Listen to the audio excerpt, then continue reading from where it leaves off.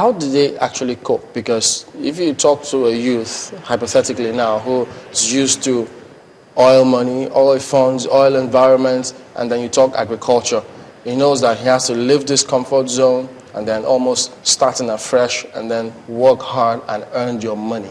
Did that occur? I mean, did they happen? I think contrary to that, actually, I mean, there was a lot of excitement. I think many people who spoke from the community, including even some of the youth leaders, not just even from Bonny, but from the wider Niger Delta, spoke about the huge opportunities that they could see.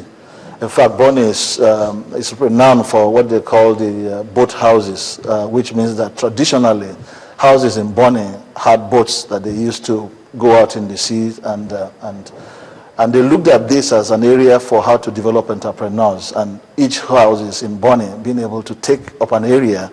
Some may take up fishery, some may take up agriculture, and be able to develop entrepreneurship on that basis. So contrary to what I think may be the norm, they were actually more excited. And in fact, the conference was such a huge success in terms of participation from the host community. Perhaps maybe tell us more on this NLNG Agricultural Credit Guarantee Scheme, which we understand there was an MOU with the Central Bank of Nigeria, and the host communities. A total of 38.5 million naira has been disbursed to 20 cooperative groups. You know, when we talk about groups and we talk about money, sometimes do they really get to the people who are in dire need of such assistance? I think the challenge in Nigeria, as I'm sure you know, is that with 160 million people, more than 70% living below poverty, we just can't do enough. And a company like NLNG cannot claim to replace a government or claim to be able to solve all the problem. I can assure you that the money does get to people who do really need it, but does it get to everybody who needs it? The answer, of course, is no, because we just do not have that capacity to solve all the problems. Right. But the theme of this summit has been growing agriculture as a business. It would seem that, the NLNG's intervention is still on the path of development. Do you see it progressing from there, or is there a fine line between the two of them? Indeed, as I mentioned earlier, it was about a paradigm shift, which was that as an organization, our relationship with our communities were moving it from being developmental, as you call that, to being empowerment, to being developing capacity for local communities to be able to develop entrepreneurship opportunities.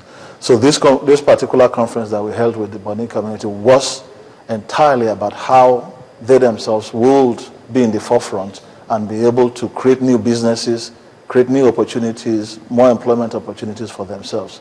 So it was a paradigm shift to move from the traditional approach of oil industries going into development to moving into a model where host communities actually become much more empowered, much more independent, and can grow into other businesses. The oil industry is a huge capital-intensive industry. It does not employ many people. I mean, our contribution to employment in the country is very small compared to the amount of money we spend. So the other industries like agriculture is the area where a lot of employment can be made. Not just in the agricultural farms itself, but more importantly in the industries, the processing that you get and the sales and distribution that you get after that. That is where we see the opportunities. This conference you're talking about in Bonny, when did it hold? Held about 2 months ago now. That means that agriculture for you seems to be is it a recent development? Of course, you must remember that for us as a company, we've always had other areas we've intervened. We have the literature and the science prize, so we have always been big in education. And this has gone on for many, many years. Scholarship schemes, education schemes that we've had. So of course, in recent times, our effort is mainly geared at what I've called a paradigm shift, which is to move away from development to empowerment. And of course, when you look at empowerment in a place like Bonny, clearly agriculture and fishing are just a question that I think you can already see is the right answer for such a community. Some IOCs have already done, some extensive work in terms of supporting, agriculture in local communities. Do you think you want to learn from the example, or are you afraid that you might get too involved with the communities? Of course, we always like to learn from others. So even in the efforts that we are working in Bonny, remember there are 3 main international oil companies on the island, and the 3 of us are working together on the scheme. So we are in that process learning. But clearly, we see that there's huge opportunities for the community itself. We do not see this as something for NLNG to be getting too involved in. Our role is to facilitate, to bring in the support necessary, NGOs, international agencies, and a number of them are already interested in what we are doing and are already willing to participate. All right. Your organization is also involved in this agro-enterprise development action. I think you call it an agenda.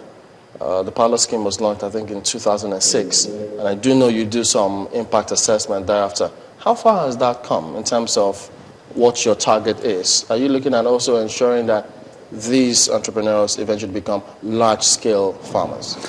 Indeed, as I mentioned earlier, our vision is to get the community to become more self-sufficient and less dependent on the oil and gas industry.